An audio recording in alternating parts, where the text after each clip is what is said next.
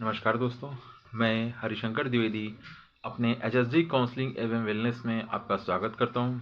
दोस्तों, हमारा ये एचएसजी काउंसलिंग एवं वेलनेस मानव जीवन के कल्याण के लिए उनकी समस्याओं के समाधान का एक मंच प्रदान करता है, जिसके माध्यम से हम आपकी समस्याओं के समाधान का प्रयास करते हैं। दोस्तों, हमारा ये एचएसजी काउंसलिंग एवं वेलनेस मानव जीवन में आने वाली अनेक समस्याओं का समाधान काउंसलिंग एवं वेलनेस के माध्यम से प्रदान करता है। जैसे बहुत सारी समस्याएं मानव जीवन में आती रहती है, जैसे पारिवारिक तनाव, सुसाइड की भावना या सुसाइड करने का मन करना, बार बार आत्महत्या की भावना, और कैरियर को लेकर के चिंता,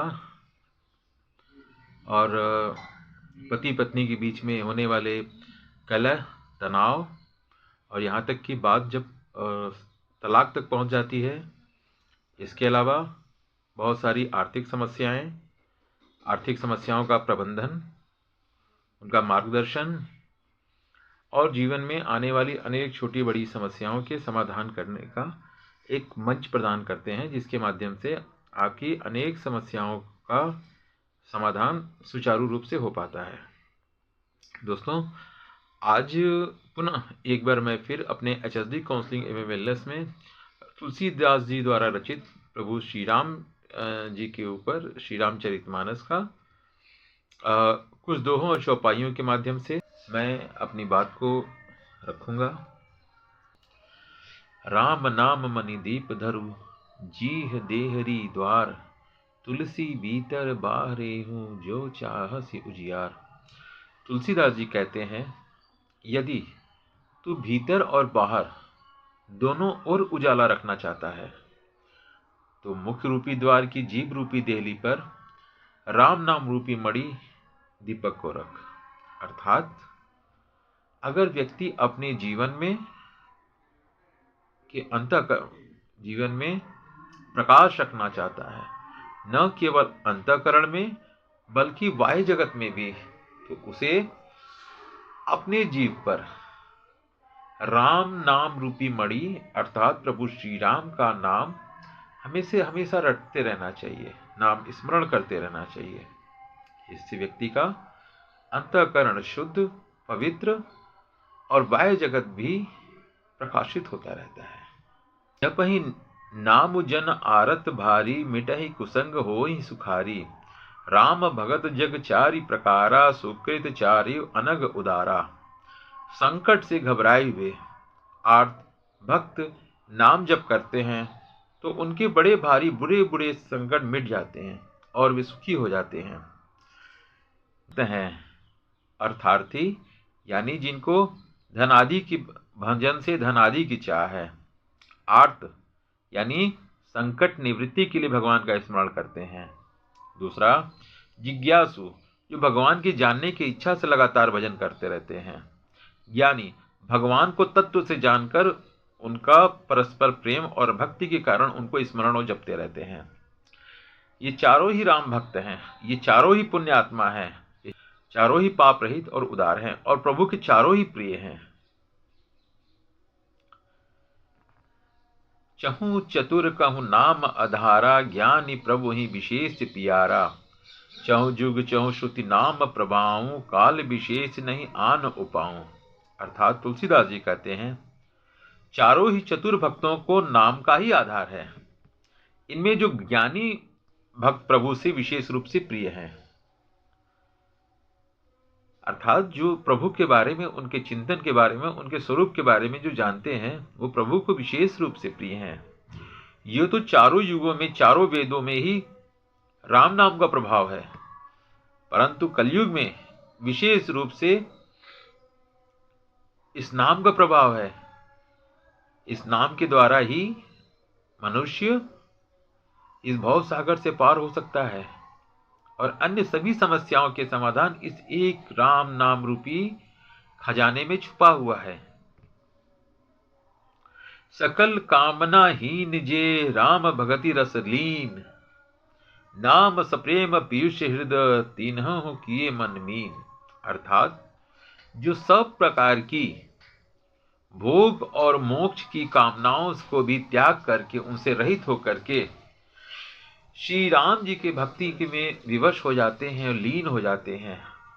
उन्होंने भी राम नाम के सुंदर प्रेम रूपी अमृत सरोवर में अपने मन की मछली को जो बना रखा है, अर्थात वे नाम रूपी सुधा का निरंतर आस्वादन करते रहते हैं, क्षण भर भी उनसे अलग नहीं होना चाहते हैं।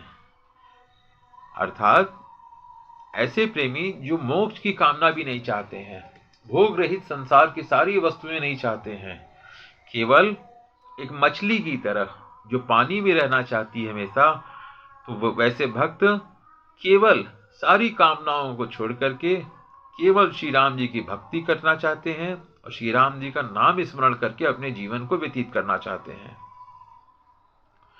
सगुन दुई ब्रह्म स्वरूपा, अकत अगाध अनादि अनूपा, मोर मत बड़ नाम दुहते, किए जेहि जुग निज बस निज भूते। अर्थात सगुण ब्रह्म के दो स्वरूप हैं, ये दोनों ही अकथनीय, अथाह, अनादि और अनुपम है। मेरी सम्मति में नाम इन दोनों से बड़ा है, जिसने अपने बल से दोनों को अपने वश में कर रखा है। अर्थात भगवान श्री राम का नाम निर्गुण ब्रह्म और सगुण ब्रह्म।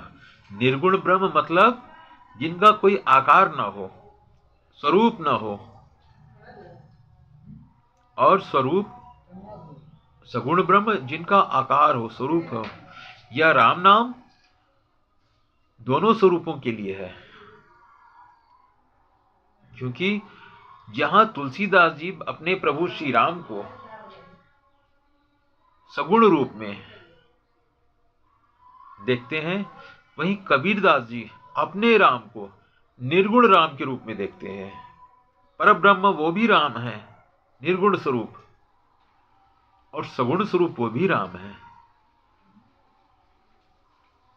उभय अगम जुग सुगम नामते, कहूँ नाम बड़ ब्रह्म रामते, व्यापक एक ब्रह्म अविनाशी, सत चेतन घन आनंद राशि।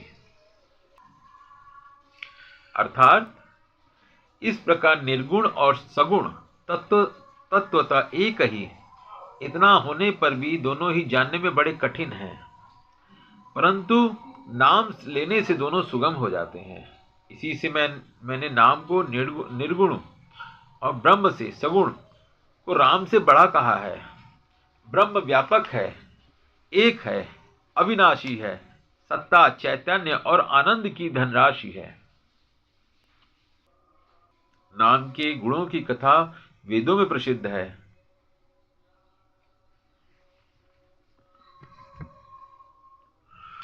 तो दोस्तों, आज हमने श्री रामचरितमानस में कुछ दोहों और चौपाइयों के माध्यम से प्रभु श्री राम के नाम के महत्व जाना, कि प्रभु श्री राम का महत्व किस प्रकार का है, हमारे जीवन में किस प्रकार का महत्व है, कैसे कल्याण करने वाला है, कैसे सगुण रूपी ब्रह्म और निर्गुण स्वरूपी ब्रह्म को प्राप्त कराने वाला है। यह तो जितने भी वक्तव्य हैं ये तुलसीदास जी ने बताए हैं। वास्तव में राम का नाम सिर्फ नाम ही नहीं है, पूरा एक दर्शन है। HSG काउंसलिंग एवं वेलनेस के चिकित्सा के अंतर्गत एक भाग है आध्यात्मिक चिकित्सा। इस आध्यात्मिक चिकित्सा के द्वारा हम बहुत सारी मनुष्य की समस्याओं को जब काउंसलिंग करते हैं, इन सब में न तो एक मानसिक बल प्रदान करता है, बल्कि एक आत्मबल भी प्रदान करता है, जिसके माध्यम से व्यक्ति स्वयं ही बड़ी बड़ी समस्याओं से, बड़े बड़े मानसिक द्वंद्वों से स्वयं भी लड़ सकता है। तो यह हमारी HSG काउंसलिंग एवं वेलनेस में आध्यात्मिक चिकित्सा का एक भाग है। कथा वो राम जी की हो चाहे श्रीमद् भागवत हो, कृष्ण जी की हो, विष्णु जी की हो, किसी भी स्वरूप में, या शिव जी की हो, किसी भी स्वरूप में कथा मनुष्य के लिए, उसके जीवन के लिए, उसके वृद्धि विकास के लिए, आत्म उत्थान के लिए अति आवश्यक है। और उसके माध्यम से वास्तव में उसकी बड़ी से बड़ी समस्याओं का समाधान संभव है।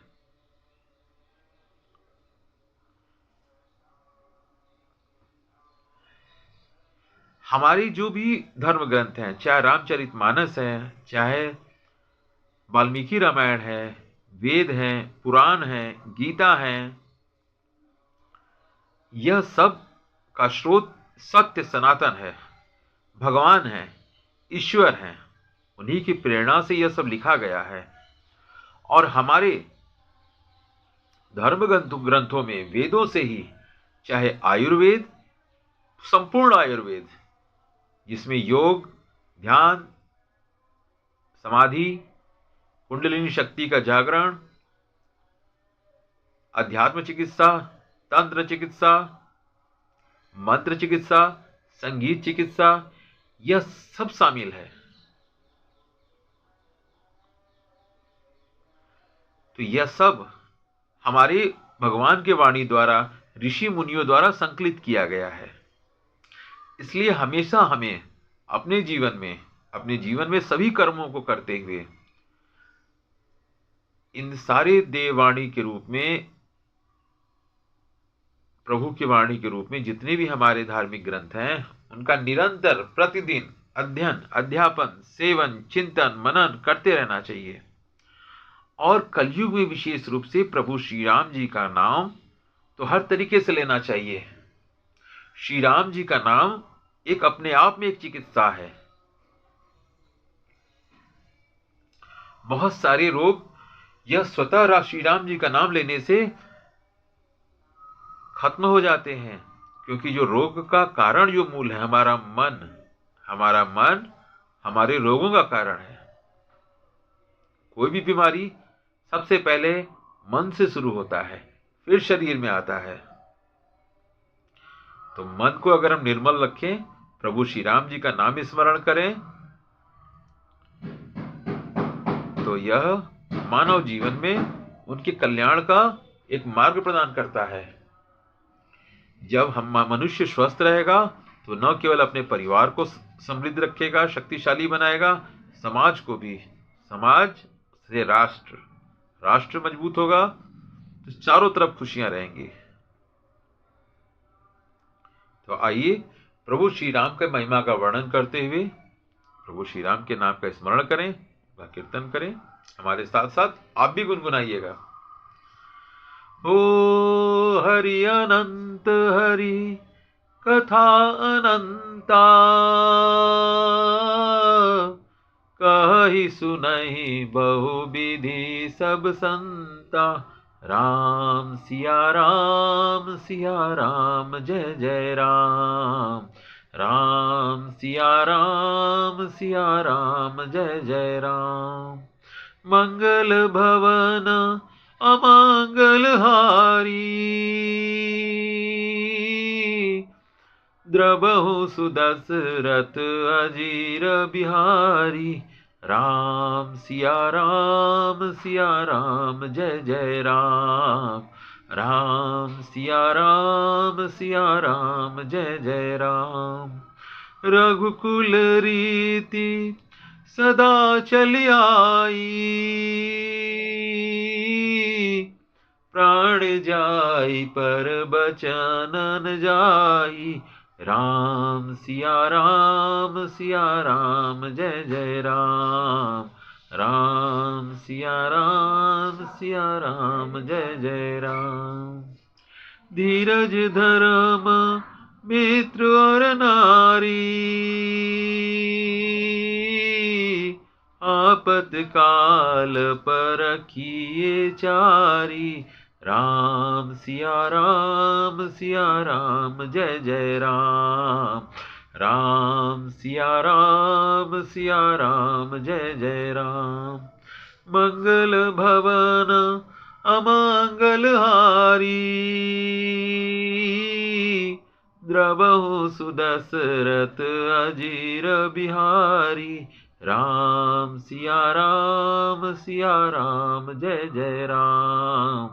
राम सिया राम, सिया राम, जय जय राम। हरि अनंत हरि कथा अनंता, कही सुनाई बहु विधि सब संता। राम सिया राम, सिया राम, जय जय राम। राम सिया राम, सिया राम, जय जय राम। तो दोस्तों, आप सभी लोग स्वस्थ रहें, सुखी रहें, और जिस काम को भी जिस तरीके से भी कर रहे हैं, जैसे भी कर रहे हैं, उसमें काम को करते हुए प्रभु श्री राम नाम का चिंतन, स्मरण और कीर्तन करते हुए करें। उससे आपका कर्म की सार्थकता कई गुनी बढ़ जाएगी। दोस्तों, आज के लिए इतना ही। फिर आपसे जल्दी मुलाकात होगा। नमस्कार। जय श्री राम।